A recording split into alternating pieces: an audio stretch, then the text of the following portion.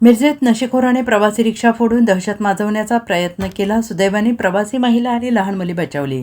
सायंकाळी छत्रपती शिवाजी महाराज रस्त्यावर एका नशेखोर तरुणाने प्रवासी रिक्षावर दगडफेक करून दहशत माजवली आणि यावेळी रिक्षाच्या काचा फुटल्या आणि रिक्षाचे मोठे नुकसान झाले. राजू रामचंद्र नाईक राहणार मंगळवारपेठ मिरज हे त्यांच्या रिक्षातून छत्रपती शिवाजी महाराज मार्गे प्रवासी महिला आणि मुलांना कुंभार गल्ली ते रेल्वे स्थानक या मार्गाने घेऊन जात होते. यावेळी रस्त्याच्या मध्ये दुचाकी वाहनावर थांबून बोलत असलेल्या नशेखोर तरुणाला बाजूला वाहन घे म्हटल्यावर त्या तरुणाने दगड घेऊन रिक्षावर हल्ला केला आणि हा हल्ला अचानक झाल्याने प्रवासी महिला आणि मुले भयभीत झाली.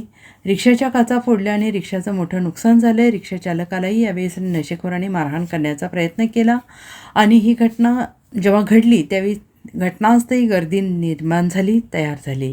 घटनास्थळी गर्दी झाल्यावर नशेखोर तरुण दुचाकी घेऊन पसार झाला आहे. रिक्षा चालक तक्रार देण्यासाठी महात्मा गांधी पोलीस ठाणे येथे गेल्याची माहिती मिळते. या नशेखोराचं नाव ऋषिकेश आहे असं समजत आहे.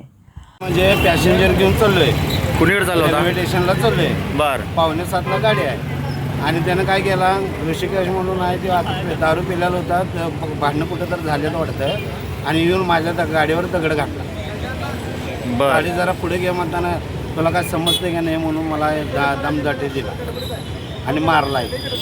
पॅसेंजर कुठं आहे? पॅसेंजर आता घरला पाठवलं.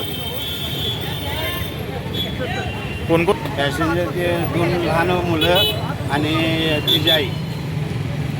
त्यांना काय लागले काय? आता त्यांना डोळ्यावर काय झाले का कुणाला आता घरला गेले ते. ठीक आहे. Bureau report SPN Marathi Miraj.